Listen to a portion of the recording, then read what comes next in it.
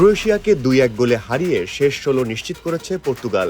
Toronto স্টেডিয়ামে অনুষ্ঠিত ম্যাচটি শেষ বাঁশি বাজার আগ পর্যন্ত ছিল টানটান উত্তেজনা, গোল, ভিএআর বিতর্ক এবং গ্যালারিতে বিশৃঙ্খলায় ভরপুর। প্রথমার্ধে ৬৭% বল দখলে রেখেও গোলের দেখা পায়নি পর্তুগাল। ব্রুনো ফার্নান্দেস ও রেনাতো ভেইগার একাধিক সুযোগ ফিরিয়ে দেন ক্রোয়েশিয়ার গোলরক্ষক দোমিনিক লিভাকোভিচ। গোলশূন্য অবস্থায় বিরতিতে যায় দুই দল। দ্বিতীয়ার্ধের ৫৩ মিনিটে ম্যাচের ধারার বিপরীতে ইভান পেরিসিচের দুর্দান্ত গোলে এগিয়ে যায় ক্রোয়েশিয়া। হঠাৎ করেই চাপে পড়ে যায় রবার্তো মার্টিনেসের দল। তবে ৬৮ মিনিটে ভিএআরের সাহায্যে পাওয়া পেনাল্টি থেকে নিখুঁত শটে সমতা ফেরান অধিনায়ক ক্রিশ্চিয়ানো রোনালদো। এটি বিশ্বকাপে তার আরেকটি স্মরণীয় গোল, যার মাধ্যমে টানা ৭টি বিশ্বকাপ ম্যাচে গোল করার অনন্য রেকর্ড গড়েন তিনি।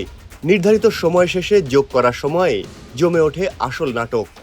৯০ মিনিটের পর বর্ধিত ৪ মিনিটে রাফায়েল লিয়াওয়ের ক্রস থেকে গনসালো রামোসের দুর্দান্ত হেডে ২-১ ব্যবধানে এগিয়ে যায় পর্তুগাল। কিন্তু নাটক তখনও শেষ হয়নি। ৯০+১৩ মিনিটে আত্মঘাতী গোলের সমতা ফিরিয়েছে বলে উল্লাসে মেতে ওঠে ক্রোয়েশিয়া। দীর্ঘ ভিএআর পর্যালোচনার পর জোস্কো গাভার্দিওলের অফসাইডের কারণে সেই গোল বাতিল করা হয়। সিদ্ধান্তে ক্ষুব্ধ হয়ে গ্যালারি থেকে কিছু সমর্থক মাঠে বোতল ও বিভিন্ন বস্তু ছুঁড়ে মারেন। এতে কয়েক মিনিট খেলা বন্ধ থাকে। শেষ পর্যন্ত ২-১ গোলে জয় নিয়েই মাঠ ছাড়ে পর্তুগাল। এই জয়ে শেষ ১৬ নিশ্চিত করেছে রোনালদোর দল।